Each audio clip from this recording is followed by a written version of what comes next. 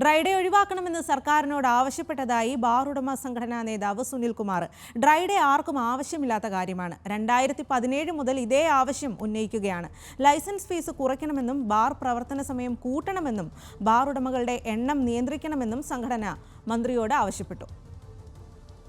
ഞങ്ങളുടെ ഹോട്ടലുമായി ബന്ധപ്പെട്ടുള്ള നിരവധി ആവശ്യങ്ങൾ പറഞ്ഞു. ഒന്ന്, ഞങ്ങൾ നേരത്തെ തന്നെ ആവശ്യപ്പെട്ടിട്ടുള്ള ഡ്രൈ ഡേ ഒഴിവാക്കി തരണമെന്ന് പറഞ്ഞു.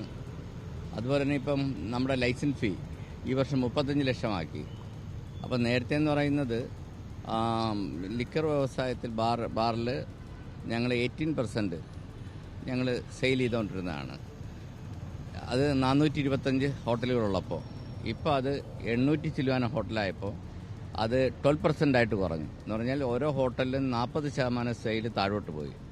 അപ്പോൾ അതുകൊണ്ട് തന്നെ നമ്മൾ പറഞ്ഞു ലൈസൻസ് ഫീ ഇത്രയും വർദ്ധിപ്പിച്ചു, അതുകൊണ്ട് ടൈമിൻ്റെ കാര്യത്തിലുള്ള വ്യത്യാസം മാറ്റിത്തരണം, ടൈം കൂട്ടിത്തരണം എന്നുള്ളതാണ് ഒരു ആവശ്യമായിട്ട് പറഞ്ഞത്. ഗവൺമെൻറ് അത് പരിശോധിക്കും എന്ന് പറഞ്ഞു.